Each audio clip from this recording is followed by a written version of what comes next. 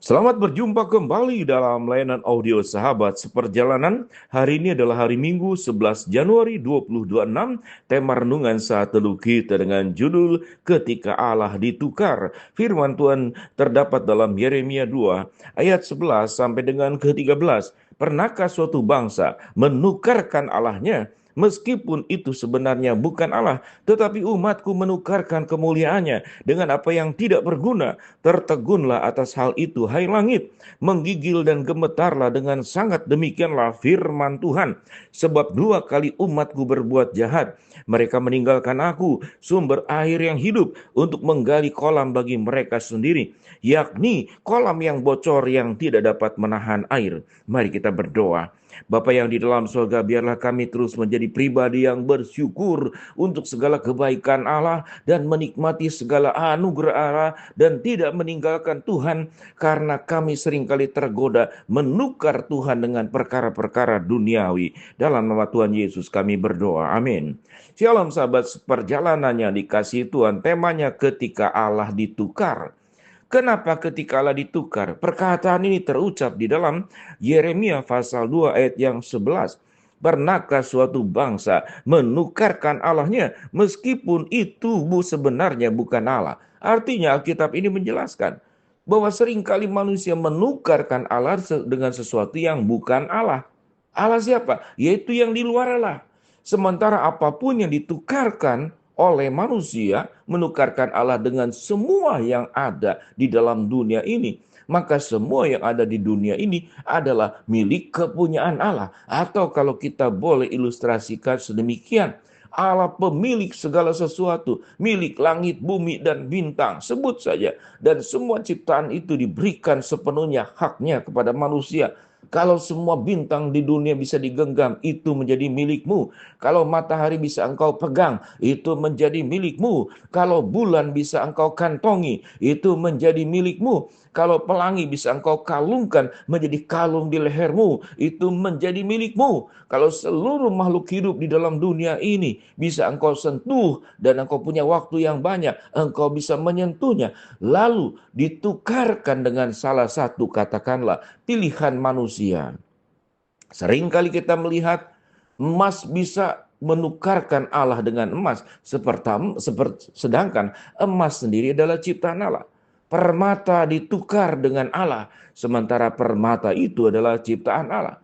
Apalagi kalau di dalam dunia saat sekarang orang berjuang mencari uang, orang bisa mencari uang, itu adalah Tuhan yang menciptakan. Orang kemudian bisa menciptakan teknologi, menciptakan kemajuan. Ada orang yang mencintai mobil mewah, sementara mobil mewah dibuat oleh manusia dan kecerdasan membuat mobil mewah itu pun adalah dari Allah. Sehingga boleh dikatakan bahwa orang yang menukarkan Allah dengan apapun yang ada di dalam dunia ini adalah sebuah tindakan kebodohan.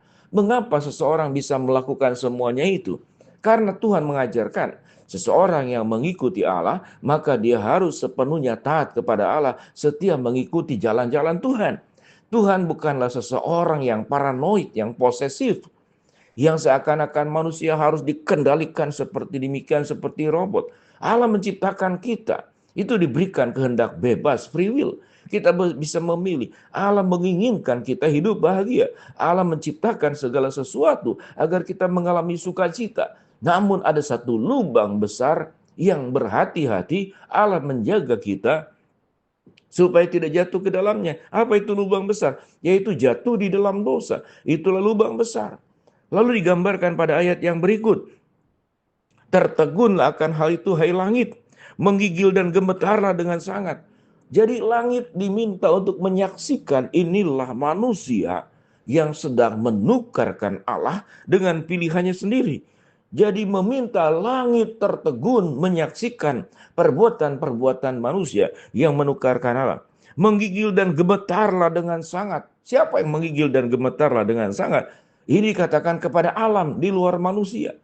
Geleng-geleng kepala. Ada manusia yang seperti demikian. Kalau kemudian saya ungkapkan dengan kalimat yang saya bisa sampaikan. Sebab dua kali umatku berbuat jahat. Mereka meninggalkan aku, sumber air hidup. Allah sumber air hidup, gambaran kedua. Lalu mereka menggali kolam bagi mereka sendiri, yakni kolam bocor yang tidak dapat menahan air. Allah sumber air hidup, tetapi mereka mencari air yang lain yang kemudian sifatnya disimpan dalam kolam yang bocor. Kolam yang bocor kalau kita boleh ilustrasikan, kita tarik lebih jauh. Apapun yang kita cari, selain air kehidupan yang dari Allah, kita mungkin mencari air yang lain. Air adalah lambang orang yang punya kehausan. Orang yang haus dan lapar akan kebenaran akan dipuaskan. Tetapi ada orang yang haus mencari air yang lain. Haus kekuasaan, haus popularitas, haus berbuat dosa, haus dengan hawa nafsu. Manusia mencarinya, lalu mengumpulkannya, menikmatinya. Maka digambarkan seperti orang yang menyimpan air di kolam yang bocor. Maka kapan penuhnya? Karena kolam yang bocor tidak bisa menahan air. Adakah Israel itu budak atau anak budak? Maka mengapa ia menjadi rampasan? Terhadapnya singa-singa budak mengaum, menyaringkan suaranya. Negerinya dibuat orang menjadi tandus, kota-kotanya terbakar, tidak berpenduduk. Bahkan orang-orang Memphis dan Tahpanhes telah menggundul batu kepalamu. Sehingga di dalam ayat 14 sampai 16, Tuhan mengizinkan kemudian kita mengalami berbagai macam peristiwa. Sewaktu Tuhan melindungi kita dalam perjanjian lama, seringkali Tuhan izinkan bangsa-bangsa lain untuk menyerang bangsa Israel. Lalu mengalami kemalangan, mengalami kecelakaan, bahkan mengalami kematian, mengalami berbagai macam malapetaka, persoalan, problem kehidupan. Setelah kemudian mengalami seperti demikian, dengan cara yang sama bangsa Israel menyalahkan Tuhan. Tuhan, mengapa engkau tidak menjagaku? Tuhan, mengapa engkau tidak melindungiku? Tetapi tatkala Tuhan menjaga, Tuhan melindungi, Tuhan memberkati, manusia, bangsa Yahudi melupakan Tuhan.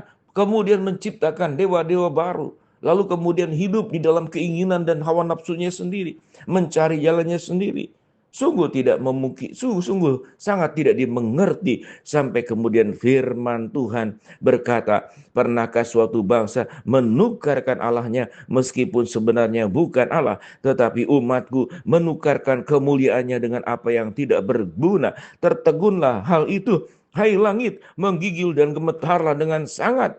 Sebab 2 kali umatku berbuat jahat, mereka meninggalkan aku, sumber air hidup, untuk menggali kolam bagi mereka sendiri, yakni kolam yang bocor yang tidak dapat menahan air. Berulang-ulang membaca ayat ini, biarlah apa yang dilakukan kekurangan keberdosaan daripada orang Israel itu tidak kita lakukan.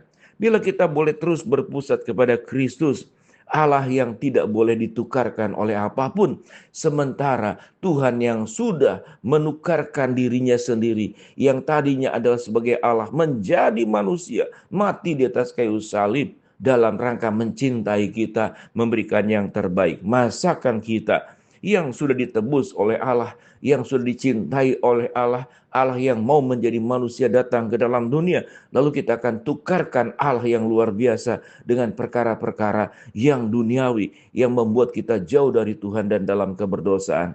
Berhentilah, jangan menukarkan Allah dengan apapun. Mari kita berdoa. Bapa dalam surga, terima kasih buat kebenaran firman Allah yang kami pelajari. Hamba-Mu berdoa buat sahabat seperjalanan yang sakit, Tuhan jamah sembuhkan. Yang sedang menghadapi masalah, Tuhan bukakan jalan. Yang sedang berdoa mengharapkan sesuatu, Tuhan kabulkan sesuai dengan waktu rencana Tuhan yang terbaik. Di dalam nama Tuhan Yesus kami berdoa. Amin. Shalom, Tuhan memberkati kita semua.